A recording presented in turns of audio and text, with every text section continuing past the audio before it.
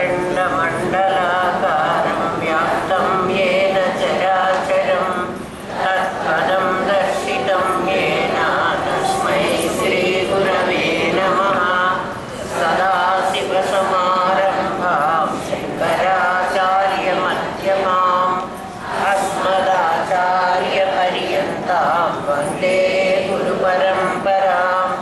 गुरुब्रह्मा गुरुर्विष्णु गुरुदेवो महेश्वरः गुरुसाक्षात् परब्रह्म तस्मै श्रीगुरवे नमः। नित्यानन्दं परमसुखदं केवलं ज्ञानमूर्तिं विश्वातीतं गगनसदृशं तत्त्वमस्यादिलक्ष्यम् एकं नित्यं विमलमचलं सर्वधी साक्षिभूतं भावातीतं त्रिगुणरहितं सद्गुरुं तं नमामि। ॐ सहना भवतु सहनौ भुनक्तु सह वीर्यं करवावहै तेजस्विनावतीतमस्तु मा विद्विषावहै। ॐ शान्ति शान्ति शान्तिः।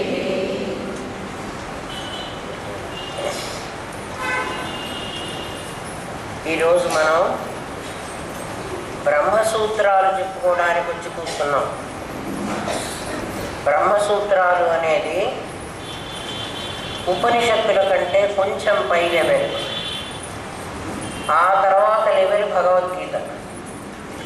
మనం భగవద్గీతే చెప్పుకున్నాం అంటే నిజంగా మనకు తెలియదు, నాకు తెలియదు. ఆ కాలంలో భగవద్గీత చెప్పకూడదు అని నాకు తెలియదు. నేను భగవద్గీత చెప్పగలిగిన స్థాయికి నేను ఇంకా ఎదగలేదు అని కూడా నాకు తెలియదు. ఒకప్పుడు అందరూ భగవద్గీత చేతిలో పట్టుకుని ఉంటారు. భగవద్గీత చాలా ఫైనల్ స్థాయి. భగవద్గీత తెలిసిన తర్వాత ఇంకా తెలుసుకోవలసింది ఇంకేమీ లేదు. తర్వాత ఇంకా చదువుకోవలసింది కూడా ఏమీ లేదు. ఏకం విజ్ఞానేన సర్వం విజ్ఞానం భవతి. ఒక్కటి తెలిస్తే అన్నీ తెలుస్తాయి అన్నదానికి భగవద్గీత 700 శ్లోకాలు. చాలాసార్లు నేను అనుకునేదాన్ని, రామాయణం మహాభారతం ఇవన్నీ ఇన్నిన్ని వేల శ్లోకాలు కదా, అవి 36,000 అట్లా అన్ని వేల శ్లోకాలు. భగవద్గీత 700. చూడండి, మీరు ఆలోచించండి. అంటే భగవద్గీత మొదటిది అని అనుకునేదాన్ని. ఎందుకంటే మా నాయనమ్మ గారు నాకు అలాగే భగవద్గీతే చెప్పారు మొట్టమొదట. బహుశా ఆవిడకి కూడా తెలియదేమో. నాకు ఇప్పుడు తెలిసింది, చదువుకోక ముందు కొంచెం మనం చదువుకున్నప్పుడు నాకు చాలా తెలుసని విర్రవీగుతాం. ఎక్కువ చదువుకున్న తర్వాత నాకేమీ తెలియదు అని అప్పుడు అర్థం అవుతుంది. నాకు కూడా ఇప్పుడు అలాగే అర్థమైంది. మీకు కూడా అది అర్థం కావాలి. భగవద్గీత 700 శ్లోకాలే కదా, పర్వాలేదు మనం చెప్పుకోవచ్చు అనుకున్నాం. కానీ భగవద్గీత 700 శ్లోకాలు కాదు, అది 1,00,000 పొటెన్సీ హోమియోపిల్. 30 పొటెన్సీ 100 పొటెన్సీ అని హోమియో మందులు పొటెన్సీల్లో ఉంటుంది. 1 m వేసుకునేటప్పటికే చాలా పవర్ఫుల్ అంటాడు డాక్టరు. 10 m కూడా ఉంటుంది. ఇది 1,00,000 పొటెన్సీ. భగవద్గీత అలాంటిది. అంటే భగవద్గీత, అందుకే భగవద్గీతలో అంటాడు, అర్ధ శ్లోకం విన్నా నీకు అర్థమైతే నీకు గ్యారంటీ మోక్షం అంటాడు, నువ్వు మళ్ళీ పుట్టవంటాడు. భగవద్గీతలో అర్ధ శ్లోకం అర్థమైనా అంటే అది ఎంత ఎసెన్సో మీరు ఆలోచించుకోండి. అది నాకు ఈ మధ్యనే తెలిసింది. ఈ మధ్యనే అంటే ఒక 2 years బ్యాక్. నాకు అదృష్టవశాత్తు మా బావగారి కొడుకు అమెరికాలో ఒక పిల్లవాడు ఉన్నాడు. వాడి పేరు వేణు. వాడు ఒక రోజున నాస్తికవాదం అద్వైత ఖండన అని ఎల్లంరాజు శ్రీనివాసరావు గారు రాసిన ఒక ఆయన స్పీచ్ ఇస్తే ఆ సీడీ ఇచ్చాడు నాకు. పిన్ని మీకు ఇష్టం కదా, మీరు ఒకసారి చూడండి ఆయన ఏం చెప్పారు అని. అది నేను అమెరికాలో విన్నాను. నాకు అది చాలా నచ్చింది. తర్వాత నేను మన వేణు దగ్గరికి వెళ్ళి బెడుగుప్పలో వేణు ఉన్నాడు. వేణు ఆయన ఎవరో ఎల్లంరాజు శ్రీనివాసరావు గారట. ఆయన ఏదో చాలా బాగా చెప్పారు, నేను ఒక సీడీ విన్నాను, ఆయన ఎక్కడన్నా ఉంటే సంపాదించు అని చెప్పి వెళ్ళాం మళ్ళీ అమెరికా. నేను వచ్చేటప్పటికి వాడు నాకు ఇన్ని తయారు చేసి ఇచ్చాడమ్మా, ఆయన చాలా సీడీలు ఉన్నాయి, మీరు తీసుకోండి. నేను అందరిలాగా సంస్కృతం నేర్చుకోలేదు, నాకు సంస్కృతం రాదు. మీరు అనుకుంటారు నాకు వచ్చని. ఎంఏలో ఒక పేపర్ మాత్రమే సంస్కృతం ఉంటుంది. తెలుగు చదువుకున్న వాళ్ళు ఎవరికైనా అంత సంస్కృతం రావాలి. అంత మాత్రం సంస్కృతమే నాకు వచ్చు, నాకు చాలా రాదు. ఉపనిషత్తులు అన్నీ కూడా సంస్కృతంలోనే ఉంటాయి. శంకరుడు అన్నిటికీ భాష్యం రాశారు, శంకర భగవత్పాదులు. ఆ భాష్యాన్ని కూడా చదువుకోవడానికి సంస్కృతంలోనే రాశారు ఆయన. సంస్కృతం రాని వాడికి ఆ భాష్యం చదివే అవకాశము లేదు, దాన్ని అర్థం చేసుకునే అవకాశం అసలు లేదు. ఈ వయస్సులో సంస్కృతాన్ని చదువుకోగలను అన్న నమ్మకం నాకు నేను కూడా లేదు.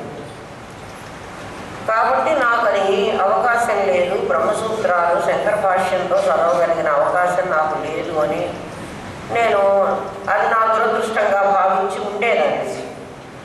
కానీ ఎల్లంరాజు గారు దొరికిన తర్వాత, అంటే దొరకడం అంటే ఆయన నాకు దొరకలేదు, ఆయన సీడీలు దొరికిన తర్వాత ఆయన క్షుణ్ణంగా చదువుకున్నారు. వారి ఈ మధ్యనే దేహం చాలించారు మొన్న 19వ తారీఖే.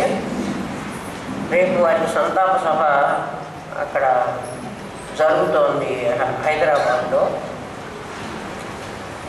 వారు చెప్పిన బ్రహ్మసూత్రాలు నేను వినగలిగాను, అంత మాత్రం అదృష్టం నాకు లభించింది. నేను చదువుకోలేకపోయినా ఆయన చదువుకుని, ఆయన బాగా చదువుకున్నారు, ఆయన చెప్పారు. తర్వాతే నాకు అర్థమైంది. నేను 2014 జనవరి 3వ తారీఖు నాడు బ్రహ్మసూత్రాలు వినడం మొదలుపెట్టాను. అది మన వాళ్ళకు కూడా చెబుదాం అనుకున్నా. మీ లెవెల్ పెరిగిందా పెరగలేదా నాకు అక్కర్లేదు, నాకు తోచింది, నాకు అర్థమైంది, నా దేహం వదిలే లోపల మీకు చెబుదాం. ఎవరికైనా పట్టుకోగలిగిన వాళ్ళు పట్టుకుంటారు, పట్టుకోలేని వాళ్ళు నష్టం లేదు. ఒకళ్ళకి చెప్పినా నేను ఇదే వాయిస్లో చెప్తాను, 10 మంది విన్నా ఇదే వింటారు. కాబట్టి నాకేం బాగలేదు అని చెబుదామని నిర్ణయించుకున్నా. అది సాహసమే. ఎందుకంటే నేను చదువుకుని నేను చెప్తున్నది కాదు, నేను విని నేను చెబుతున్నది. ఒకప్పుడు ఎప్పుడో శంకరాచార్యులు అంటే కంచి కామకోటి పీఠాధిపతి వారు ఇక్కడికి మన ఊరికి వచ్చారు. చాతుర్మాస్య దీక్ష ఇక్కడే నిర్వహించారు వారు. ఆయన రోజు వస్తుంటే నేను ఆయనకి ఎదురు వెళ్ళి ఆయనతో పాటు కొంత దూరం నడిచి, వారు అక్కడ విడిది చేసిన తర్వాత నేను మళ్ళీ వెనక్కి వచ్చేసేదాన్ని. నేను మామూలుగా నా కాలేజీకి నేను వెళ్ళేదాన్ని.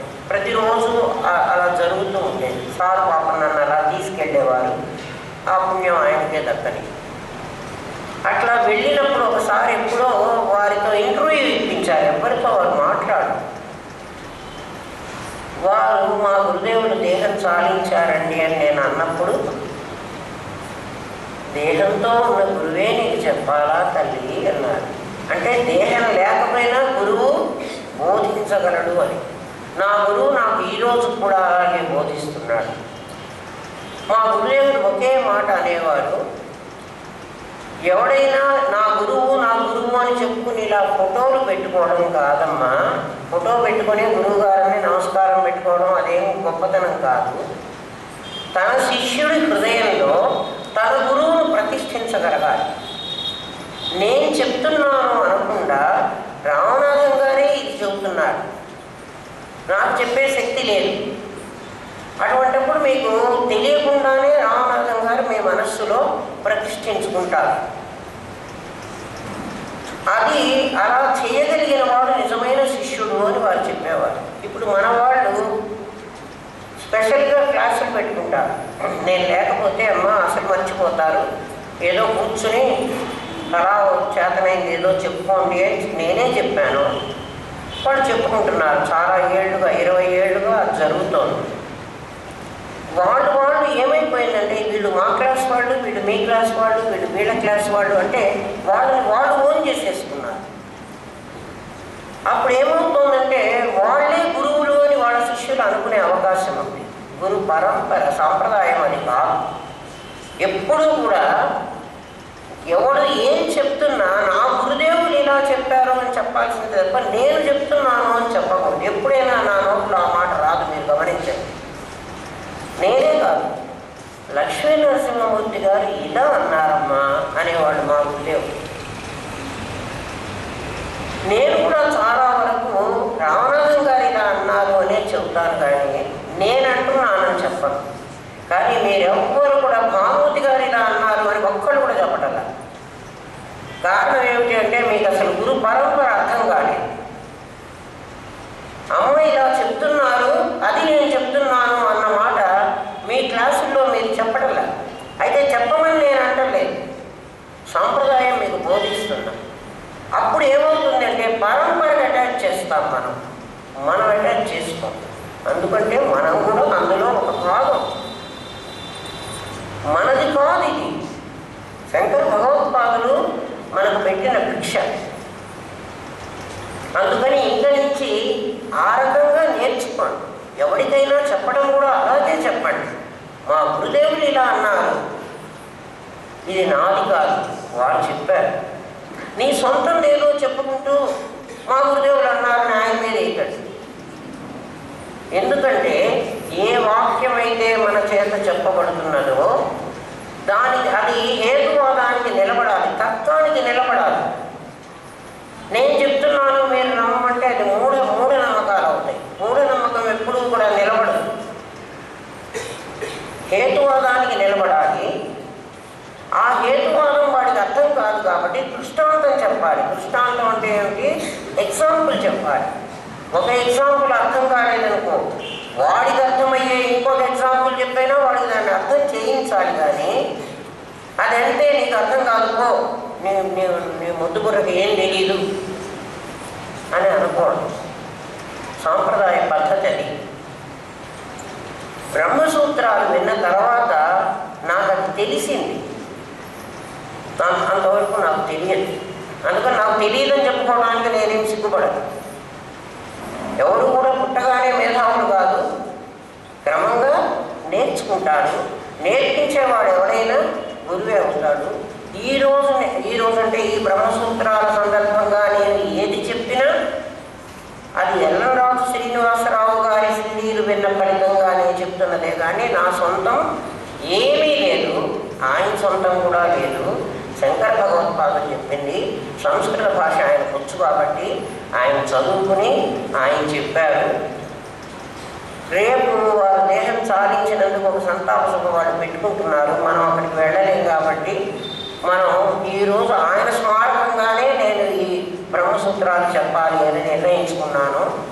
అంతకుముందు అనుకోలేదు. అసలు ఈ బ్రహ్మసూత్రాలు ఏమిటో ఇప్పుడు చెప్తా. ఇందాక నుంచి చెప్పిందంతా పాఠం కాదు, నా ఆవేదన మీకు వెళ్ళబోసుకున్నాను అంతే. నేను బాధపడి అరే మన వాళ్ళు తప్పుదారి పడుతున్నారే. ఎవరికి వాళ్ళు మీరు ఆలోచించుకోండి. వీళ్ళు నా శిష్యులు, వీళ్ళు మా క్లాస్ వాళ్ళు, వాళ్ళు మా వాళ్ళని తీసుకుని నేను ఊరికి వెళ్తాను. నేను ఎవరిని అట్లా మా వాళ్ళని తీసుకుని వెళ్ళాను. గమనించారా? ఎప్పుడైనా కాశీకి వెళ్ళినా రామేశ్వరానికి వెళ్ళినా అందరూ వస్తారు. అన్ని కంపార్ట్మెంట్లలోకి వెళ్ళి పలకరిస్తారు. వీళ్ళందరూ నా పిల్లలు అనుకుంటాను. మీకు నేను గురువును కాదు, మీరందరూ నా పిల్లలు. నేను మీకు అమ్మని. అమ్మ కావచ్చు, నాయనమ్మ కావచ్చు, తాతమ్మ కూడా కావచ్చు. ఎందుకంటే ఈ కర్నూలు జిల్లా, కర్నూలుకి నన్ను ఇచ్చారు. నేను ఈ కర్నూలుకు కోడలుగా వచ్చాను. కాబట్టి ఈ ఊళ్ళో వాళ్ళందరూ పెద్దవాళ్ళైతే నాకు ఆడపడుచులు, నాకు మరుదులు, నాకు బావగారులు. చిన్నవాళ్ళైతే నా పిల్లలు, నా కొడుకులు, నా కూతురు. ఇంకా చిన్నవాళ్ళైతే నేను నాయనమ్మని. వాళ్ళందరూ నా మనవాళ్ళు, నా మనవరాళ్ళు. ఎందుకంటే ఈ ఊరికి నేను వచ్చాను, దీన్ని నాదిగా చేసుకున్నాను. మా ఊరు మర్చిపోయినా. మనం అందరం కూడా అలాగే వచ్చాం. మీరు బాగా ఆలోచించండి. అందుకని నా ఆవేదన మీ దగ్గర పంచుకున్నాను. అందుకంటే చాలా అమ్మా మీరు రత్నాలు అయినారా? రత్నాలే రాళ్లల్లో పడి ఉన్నాయి. ఆ శిల్పి గుర్తించాడు. ఆ శిల్పి ఆ రాళ్ళని తీసుకుని వాటిని బొమ్మలుగా శిల్పాలుగా పంచుకుంటున్నాడు. అది శిల్పం కాకుండా ఉండే రాయి శిల్పం చేయలేడు వాడు. శిల్పంగా మలవగలిగిన సంస్కారం మీకుంది కాబట్టి మీరందరూ ఇక్కడ చేరారు. లేకపోతే కర్నూలులో ఇంతమంది ఉంటే వాళ్ళందరూ రాలేదు కదా, మనమే ఉన్నాం. కానీ సంస్కారం ఉన్నవాళ్ళే ఇక్కడ ఉన్నారు. మీకు తర్వాత సంగతి చెప్తాను. మీరందరూ ఎవరు అని అంటే మేమందరం హిందువులము అంటున్నాం. అసలు హిందువులంటే కూడా మనకు తెలియదు, కానీ హిందువులం అంటున్నాం. హిందూ మత గ్రంథం ఏది అంటే కూడా మనకు తెలియదు. హిందూ మత గ్రంథం చాలామందికి తెలియదు, కానీ కొంతమందికైనా భగవద్గీత అన్నా తెలుసు. కానీ భగవద్గీత ఒక్కటే కాదు, హిందూ మత గ్రంథాలు 3 ఉన్నాయి.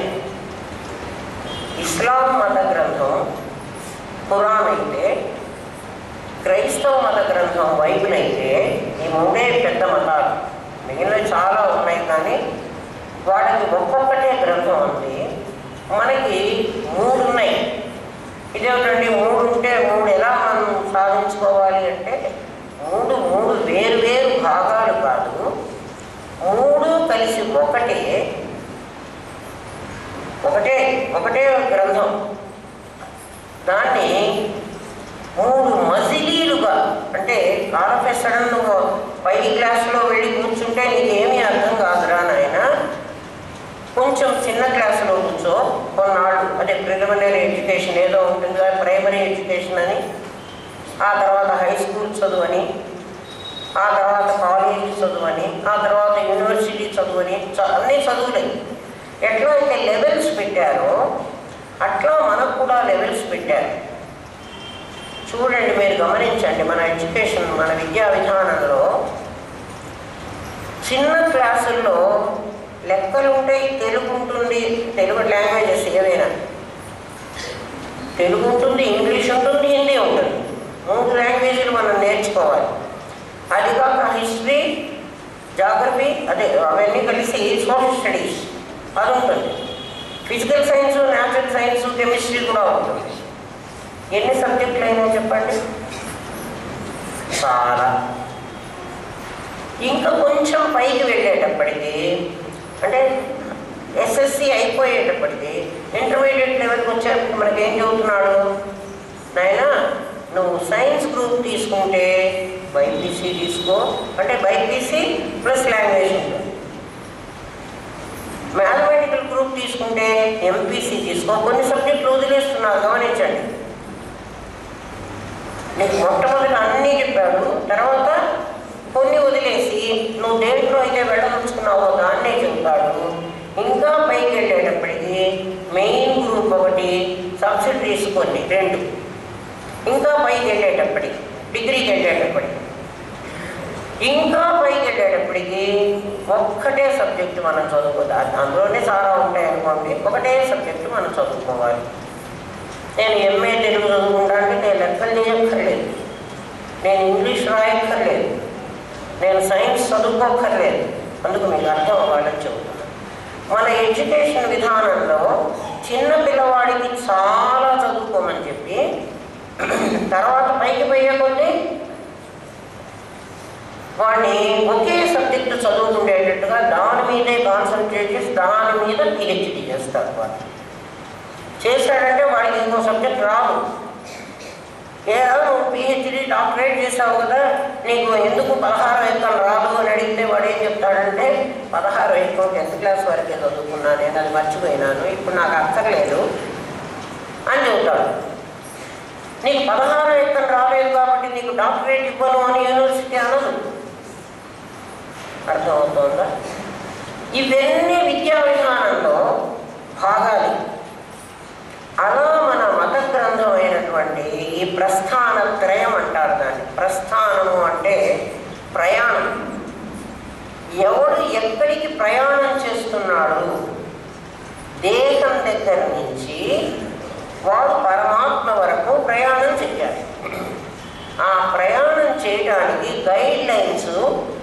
ఈ పుస్తకాల ద్వారా మనకు లభిస్తుంది. వీటి ద్వారా పుస్తకాలు మనకు గమ్యాన్ని చేర్చవు.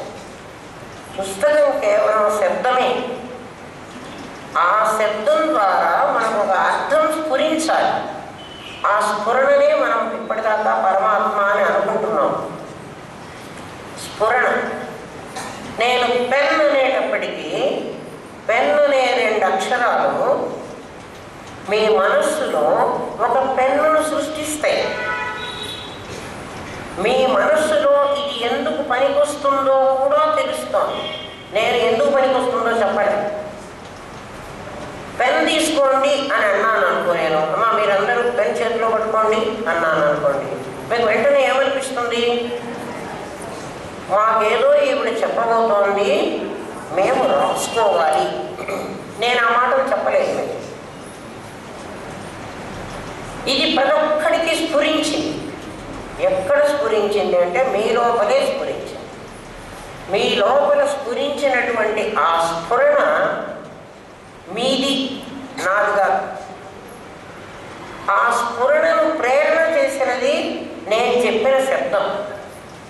పెన్ అన్న ఒక మాట, పిల్లి అన్న ఒక మాట మాలో ఎలాగైతే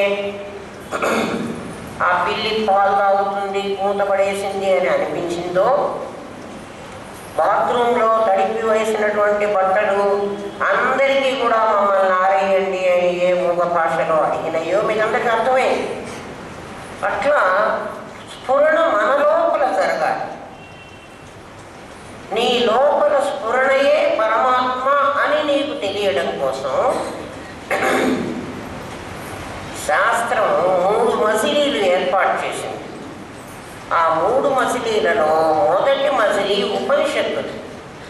ఉపనిషత్తులు ముందు చదువుకోవాలి. మనం భగవద్గీత చదువుకున్న తర్వాత ఉపనిషత్తులు చదువుకుని ఆ తర్వాత బ్రహ్మసూత్రాలకు వచ్చాం. అంటే మనం ఉల్టా అంటే మన పద్ధతి కరెక్ట్ కాదు. కరెక్ట్ కాకపోవడానికి కారణం మీకు ముందే చెప్పాను. నా గురుదేవుడు దేహం సాధించారు. దానివల్ల నేను సంప్రదాయమైన పద్ధతిలో విద్య నేర్చుకోలేకపోయినాను. గురు శుశ్రూష చేసి సంప్రదాయంగా నేర్చుకుంటే అటువంటి తప్పు పొరపాటు చెయ్యడు. అటువంటి పొరపాటు నేను చేశాను కాబట్టి సభాముఖంగా నేను అడుక్కుంటున్నాను, అమ్మా నేను తప్పు చేశాను, నాకు తెలియలేదు, దాన్ని రెక్టిఫై చేసుకోవాలి మనం ఇప్పుడు అని. మన శాస్త్రకారులు మనకు చెప్పినటువంటిది మొట్టమొదట ఉపనిషత్తులు నేర్చుకోమన్నారు. ఉపనిషత్తులు 1008 ఉన్నాయి, మనకు అందుబాటులో లేవు. మనకి దశోపనిషత్తులే అందుబాటులో ఉన్నాయి, 10 ఉపనిషత్తులు. అందులో కఠోపనిషత్తు మనం చెప్పేసుకున్నాం ఆల్రెడీ, మనకు తెలుసు. మిగిలిన 10 ఉపనిషత్తుల్లో కూడా ఇలాగే ఉంటుంది. ఉపనిషత్తుల్లో మన ఎలిమెంటరీ ఎడ్యుకేషన్లో ఎలాగైతే కథ చెప్పి కథ రూపంగా నీతిని బోధిస్తాడో, చెప్పదలుచుకున్న విషయము చిన్న ఒక వాక్యంలో ఉంటుంది. ఆ వాక్యం మనకు అర్థం కావడం కోసం ఒక పెద్ద కథ చెప్తాడు. అంటే కథ అయితే మనకు బాగా బుర్రలో నాటుకుంటుంది. చెప్పదలుచుకున్న విషయాన్ని నీతి వాక్యం ఒక దాంట్లో చెప్పేస్తే వాడికి అర్థమవుతుంది అని పెద్దలు ఉపనిషత్ వాంగ్మయంలో అలా మనకు బోధించారు. ఉపనిషత్తులన్నీ అవన్నీ కథారూపంగా ఉంటాయి. ఉద్దాలకుడు శ్వేతకేతుకు చెప్పినట్లు, యాజ్ఞవల్క్యుడు మైత్రేయికి చెప్పినట్లు అట్లా ఉంటాయి. యమధర్మరాజు నచికేతుడికి చెప్పినట్లు ఇలా కథారూపంగా ఉంటాయి. ఆ కథారూపంగా ఉన్నదాన్ని చివరిలో అంటే కథలో అంతర్భాగంగా కూడా వస్తూ ఉంటుంది. ఒక విషయాన్ని చెప్పడం కోసం ప్రయత్నిస్తాడు. నచికేతుడి విషయంలో జీవుడు అస్థితి నాస్థితి అని అడిగాడు. జీవుడు ఉన్నాడా? ఎప్పుడు? మరణానంతరం. అసలు జీవుడే లేడు కాబట్టి వాడికి మరణము లేదు, వాడికి పుట్టుక లేదురా అని మనం తెలుసుకుంటాం ఆ కథ ద్వారా. ఈ లోపల నచికేతుడు ఎన్నో అడుగుతాడు, యమధర్మరాజు ఎంతో చెప్తాడు. ఇదంతా కథ. అలా కథారూపంగా ఉపనిషత్తు వాంగ్మయం అంతా కూడా నడుస్తుంది. అదంతా చదువుకుంటే మనకి ఉపనిషత్తులన్నీ చదువుకున్న తర్వాత మనకు అప్పుడు ఏం తెలుస్తుంది అంటే పరమాత్మ అనేవాడు బయటెక్కడో కాదు, నా లోపల ఉన్నాడు. ఎందుకంటే స్ఫురణ కదా, నా లోపల ఉన్న స్ఫురణే భగవంతుడు ఈ కథారూపంగా నాకు ఇది చెప్పదలుచుకున్నాడు. సత్య హరిశ్చంద్రుడి కథ తీసుకుంటే మనం, సత్య హరిశ్చంద్రుడు అనేవాడు ఒక రాజు. వాడు ఎప్పుడు నిజమే చెప్తాడు, సత్యమే చెప్తాడు. అంటే మనకు సత్యం అంటే ఏమిటో తెలియదు. సత్యం కేవలం పరమాత్మే. సత్యం జ్ఞానం అనంతం బ్రహ్మ అని కదా, బ్రహ్మ పదార్థం పేరు. కానీ సత్యం అంటే మన టీచర్లు మనకేం చెబుతారంటే స్కూల్లో సత్య హరిశ్చంద్రుడు కథ చెప్పాలనుకో, హరిశ్చంద్రుడు ఎప్పుడు అబద్ధం ఆడలేదు, అబద్ధం ఆడడు. ఆడవలసి వస్తే తన రాజ్యమైనా వదులుకుంటాడు కదా. అందుకని అలా రాజ్యం వదులుకున్నాడు హరిశ్చంద్రుడు. భార్యని అమ్మేసుకున్నాడు. ఆ కొడుకు శవాన్ని దహనం చేయడానికి కూడా ₹1 ఆవిడ దగ్గర తీసుకోకపోతే ఏమైంది, శవాన్ని దహనం చేస్తే వాళ్ళ యజమానికి చెప్పుకోవచ్చు కదా. కాదు, మంగళసూత్రం అన్న అమ్మి ఆ డబ్బు స్కాటి సుంకం కట్టమని అడిగాడు. ఇవన్నీ విన్నాడు అనుకోండి పిల్లవాడు, కథే వింటున్నాడు పిల్లవాడు.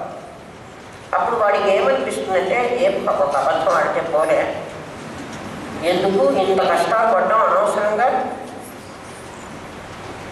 హరిశ్చంద్రుడు ఎందుకు ఇంత కష్టాలు పడాలి, ఒక అబద్ధం ఆడితే పోలే, ఆ విశ్వామిత్రుడు నేను డబ్బులు ఇయ్యను